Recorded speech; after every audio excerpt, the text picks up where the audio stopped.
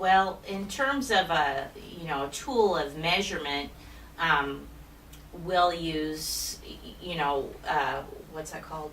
Next Gen. Next Gen, which is an assessment. It's an 8th grade assessment. Last year we gave it to all the 8th graders in the district, even though Toke School is the only school with the one-to-one program, and mainly, we were just trying to get a sense of the impact of the one-to-one program was having on kids versus the kids who didn't have that. And what the results showed us was that obviously the kids in the one-to-one program, scored far better. And it's a pretty, it's like any assessment like that. There's a lot of things it doesn't measure, but it kind of, is a dipstick on a lot of things. Do you recognize this? Oh, well, that's a blog, and what do you do with blogs? Well, you comment on them, and just some kind of general knowledge kind of stuff. It's like, they're web savvy and a little tech savvy stuff that it asked, and our 8th graders at Toke did pretty well on it. I think, I don't want to say scores because I don't remember exactly, but they were pretty good. It was a drastic difference between the sites that had one-to-one and those that didn't.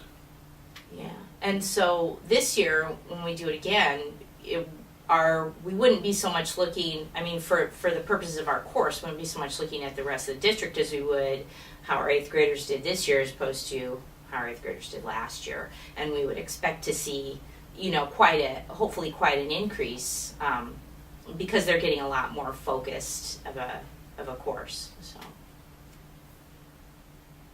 that's the measurable difference. I think that the kind of things that the intangibles, I guess, is I think that you would see it being used a lot more in a lot more useful ways throughout the classrooms in our school. I think for a long time, there's certain classes kids go into and that got put away, and that doesn't happen so much anymore.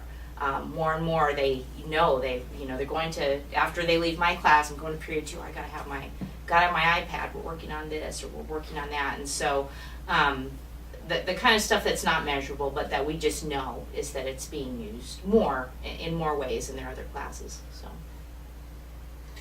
that's one thing that I think that is a real strength of this class, is that it allows the teachers who aren't that into technology to still use it. They no longer have to be just right on the edge themselves as far as their knowledge to use the computers as collaborative learning tools in the classroom. They can trust that the kids are coming in with those skills, and they can give the overall direction, and the kids will just do it.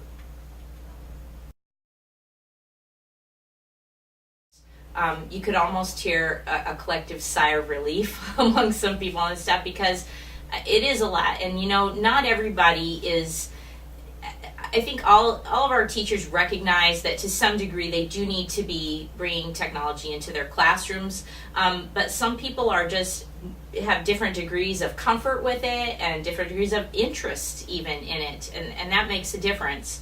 But they've had enough experience with it now, most of them have, that there's a level of trust there. They know that the kids, if they know the kids are coming in with what they need. Mm-hmm. And we've refocused a lot of our instructional meetings to talk about these kinds of things. And so, I can say things like, hey, if you're here's some ideas if you want to be doing some projects and you want the kids to be publishing their work on their blogs, or if you want the kids collaborating in some way, make sure you're using Google Docs, because the kids are using the chat on the Google Docs, and here's some ideas of some ways that you can do that.